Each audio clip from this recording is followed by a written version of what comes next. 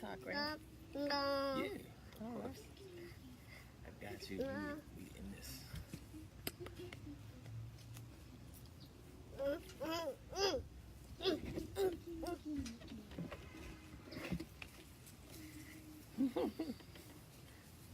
I tagged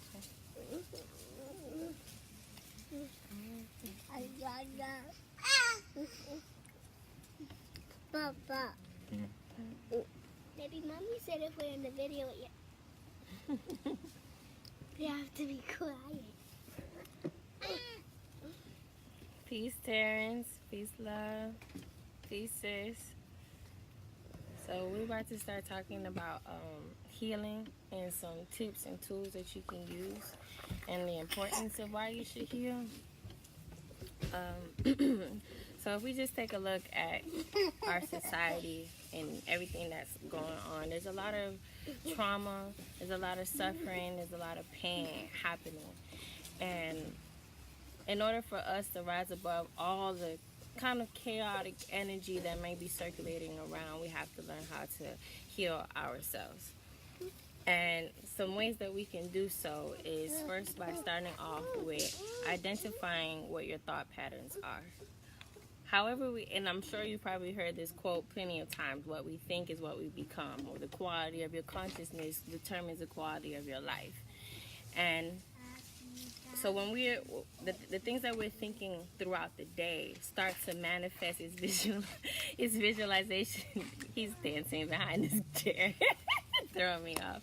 So what we start to think throughout the day starts to manifest itself into our reality. And so we have to be mindful of it. What are we saying to ourselves? Are we saying, I'm not worthy, or this person doesn't love me, or I'm not good at this, or this happened to me when I was younger, that's why I'm that way? Or you're feeling angry all the time, or you're feeling bitter, or you feel ashamed about things that you have done, or you're feeling guilty about things that has happened to you or that you have done to other people. What are you thinking about on a day-to-day basis? What is circulating throughout your blood, throughout your breathing, throughout the waters of you?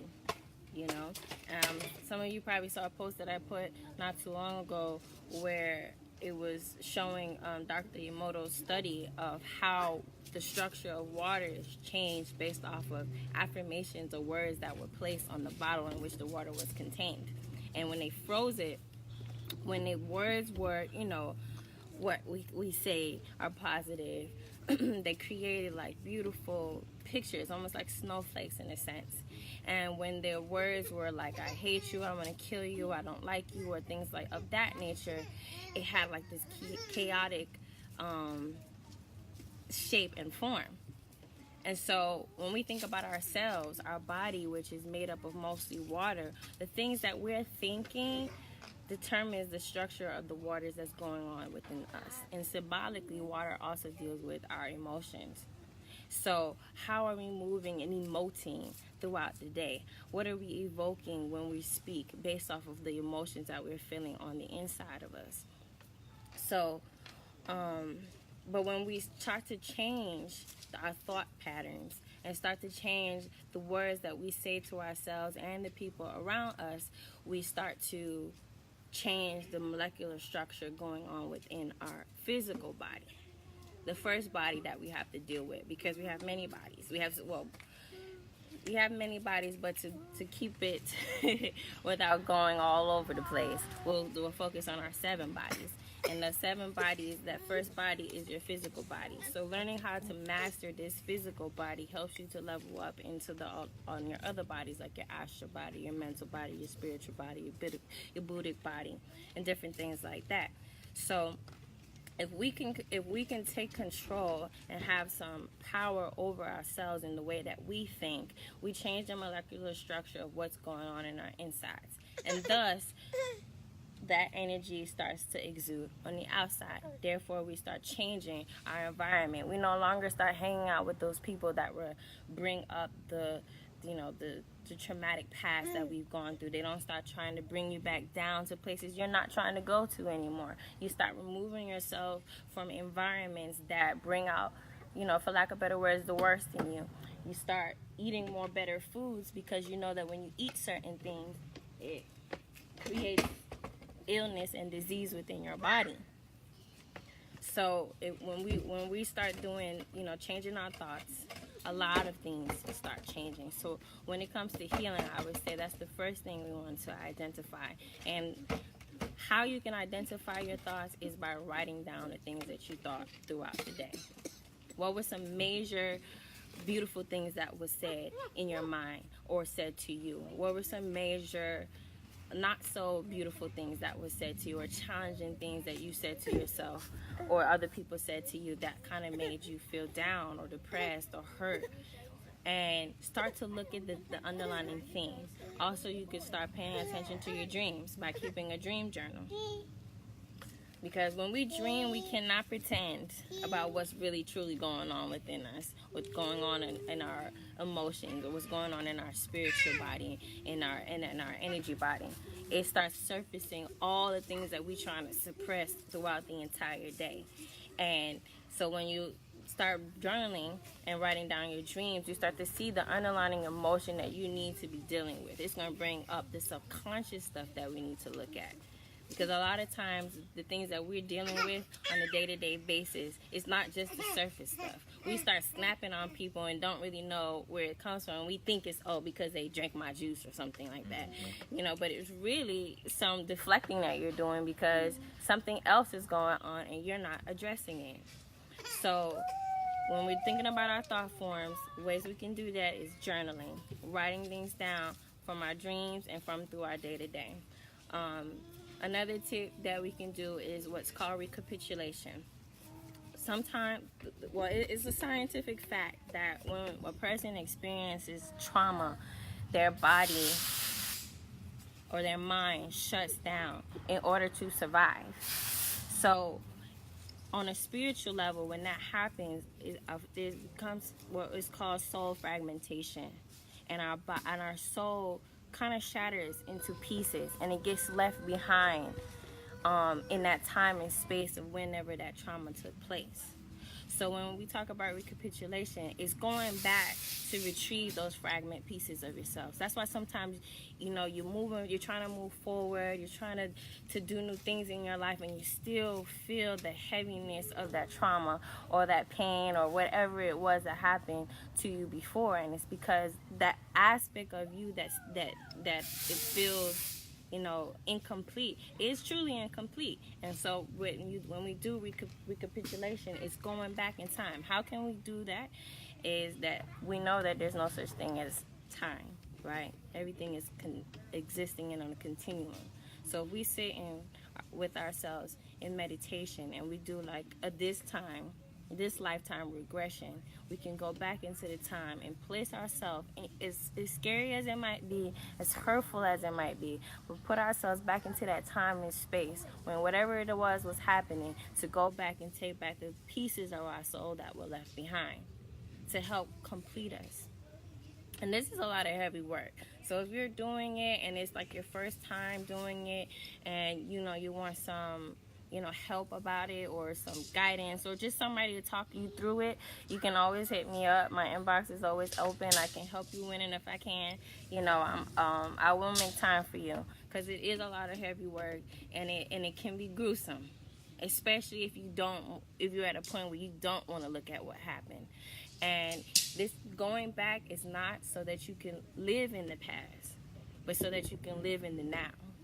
You have to let go of the past. You have to go back to the past, look at it, address it, and be able to release it in order for you to move forward. And so that takes a lot of courage. So be patient with yourself, and know yourself. Getting to know yourself is what's going to really help you to heal. Because when we know ourselves, we know what we're ready for. And when we know ourselves, we know what we can handle and what we can't handle. And we are patient with our healing process, because there's been so much things going on for such a long time that people don't even start healing until they're adults, and so you have this rack of things that you have to work through before you can even do the healing that needs to take place on a daily basis from just day-to-day interactions. So that's your second thing, is to do some recapitulation. And again, you can do that by sitting in meditation, breathing and going back in time into that time and space in order to retrieve the articles that were left behind. Some other tools that you can use to heal is, well, I didn't give you a moment to talk. Did you want to add in anything before I keep going? Watching the children. Okay. But no, go ahead. I'll just chime in. Okay. Okay. So some other tools that you can use is to find a creative outlet. You don't have to be a master musician or a master craftsman or a sculptor or anything, but find something that you can channel that energy into. Okay? Maybe your sounding energy that you're having to deal with is anger, and so you want to use some sublimation. Sublimation in psychology is basically when you take an energy that you have festering within you and put it towards something else. So say you might be angry, and instead of punching someone or yelling at someone or breaking something, you go and do punching bags, or you go and run, or you go lift weights. Something else that is going to bring something healthy to you. You know, you're replacing the unhealthy habit with something healthy. So start identifying what some unhealthy habits that you have and how you can sublimate it with something that's going to bring more prosperous and abundant life force energy to you, and some balancing and harmonic energy towards you. So we got journaling, recapitulation, and sublimation. Some other healing things that you can do, as I always say, is eating more better foods. Start paying attention to what you eat. And food is not just physical food that, you know, we cook or prepare or take off a tree or what have you. Food is energy. Any type of energy that you're consuming on a day-to-day basis, identify whether or not it's something that is uplifting to you or it is bringing you down. So if there's people in your life that need to be let go, let them go, because this is for you. This is for your own better self, so that you could become your own better self. And as well as if there's any behaviors that you engage in that, you know, every time I drink, you know, or every time I smoke some tree, I do that. If you know that there's certain behaviors that you do that brings off the worst in you, you want to stop them. And just fast from them and pay attention to that food that you're taking in. And then from the physical level, on the food that you're eating, are you eating more dead foods than live foods? You know, are you eating foods that are healing or eating foods that deteriorate the body? What deteriorates the body? Processed foods, overcooked foods, animals, especially animals that were killed in a slaughter home or within this meat industry. The meat industry definitely does a lot of trauma to the animals, and when we eat those animals, we take on their trauma, we take on their pain, we take on their suffering and their insanity, because they're not living true lives. They're staying in boxes, they're staying in crates, they're mashed together where they can't breathe, they can't even just live their natural order of life. They're enslaved to another being's belly. And so when we eat that, we take on all of that, because remember, everything has energy. So if it's dying on its dying breath, its last feelings was pain and suffering, that's what that piece of meat that ends up on your table is filled with, pain and suffering. And then when you eat it, you wonder why you feel so painful, why you start thinking about these things that bring you pain and suffering. So you wanted to say something? Oh yeah. Just to piggyback on what Queen was saying about the recapitulation, that's a very potent practice, especially amongst, well, really you can find a form of recapitulation in almost any culture, you know, because what it does is it cleanses the heart center. And so I just kind of wanted to add on, you can really rewrite some negative emotional patterns and negative emotional states that are inside of your being by traveling back to the moment that the trauma happened and rewriting the experience. So if at 5 years old you witnessed your father or your mother have a terrible fight and they just left the house, and at that moment, that was when the first feeling of abandonment came. What you can do is picture your adult self traveling back to that moment, and you, as soon as they leave the door, you walking into the room and picking up your childhood self and giving your childhood self a hug. And basically what that is, it's very important to rewrite all of these patterns. It's so important to rewrite all of these patterns, because if you keep working on that day after day, then the level of causation changes. So you won't attract as many abandonment issues to show you the way, because you dealt with it from a causal level, because you inhabited that reality and you rewrote the program or rewrote the rhythm. You basically can attract situations that have a certain amount of fulfillment, you know? So that's kind of loud. That's loud. Can y'all hear us still or no? Somebody just type and tell us if you can still hear us. I guess not. Oh, they're getting some.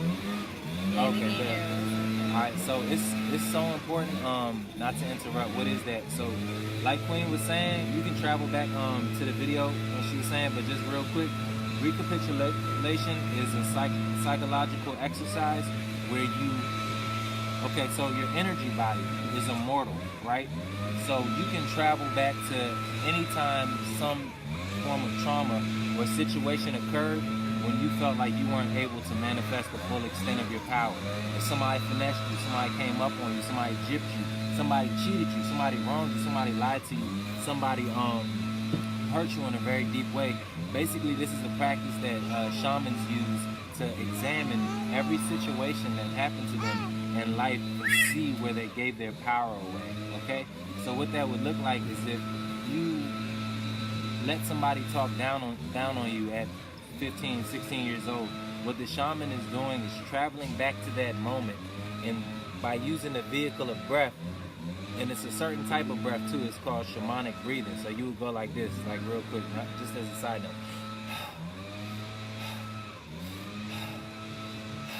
And so, just on a side note, that's called shamanic breathing. But they would use that as the carrier wave to penetrate the exact situation that they had, and use the breath to clean the situation. So you would look at what happened in that situation, and you would look at the exact moment where you let that person get over on you. You would look at the exact moment where you let this person take your power away, and you would inhale it right back into you, like quite literally. By taking your power back. By taking your power back. So you would literally breathe that energy right back in, because once again, the energy body is immortal. So you can travel back to these different time periods, because on the level of the soul, time doesn't exist.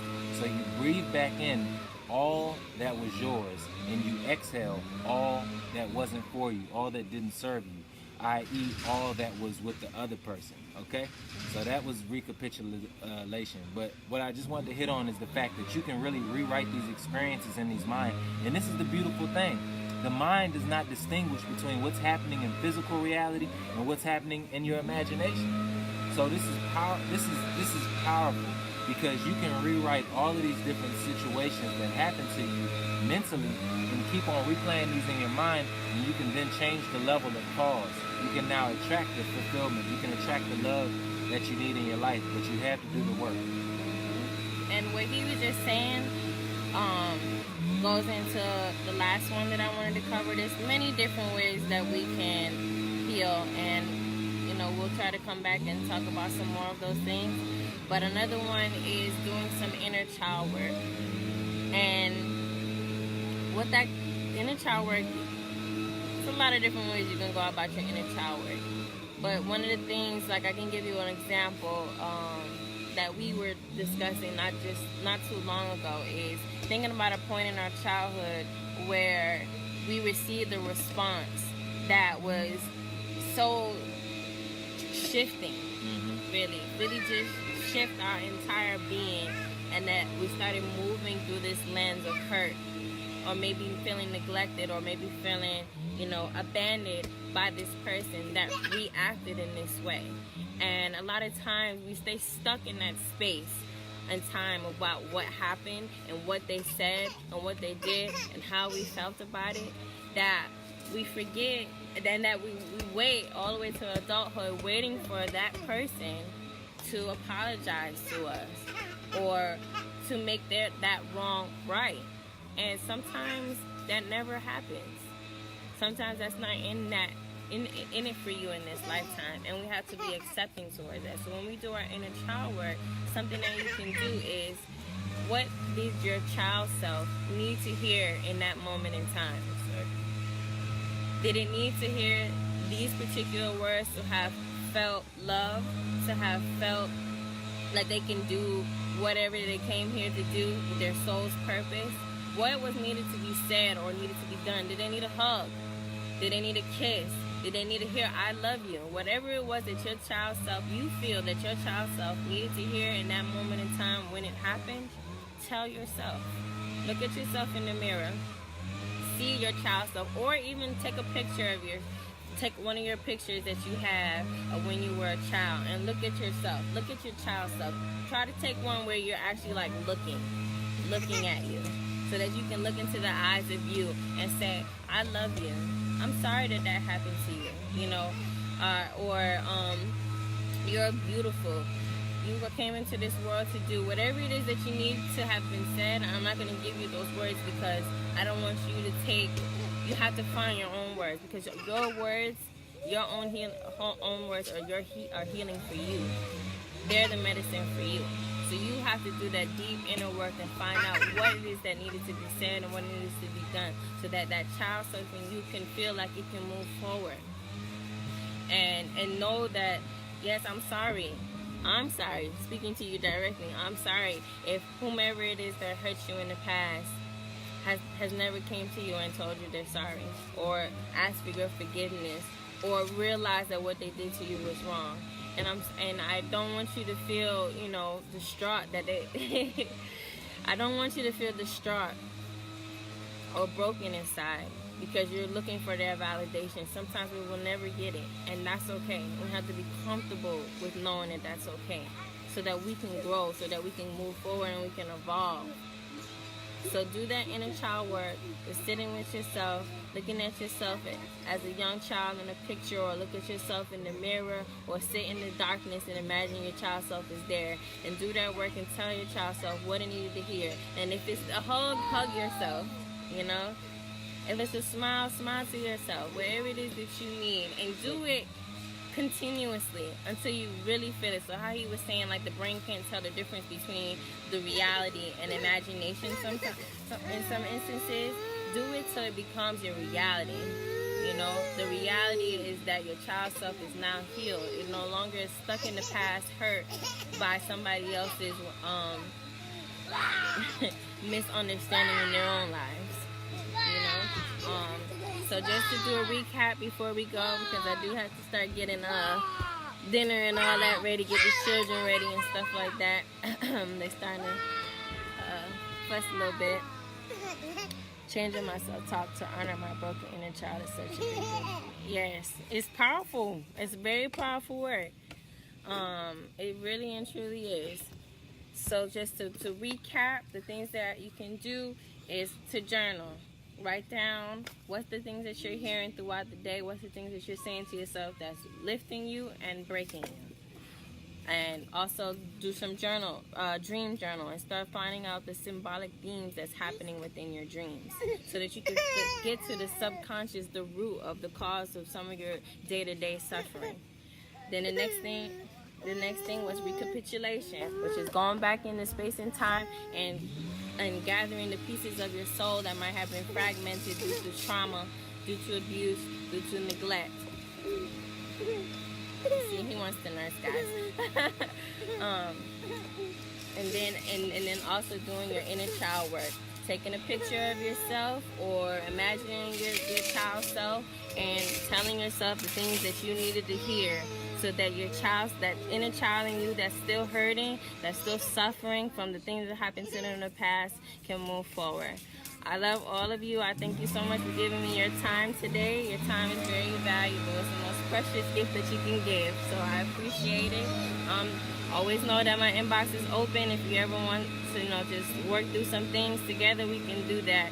Sending lots of love and lots of light and high vibrations to all of you.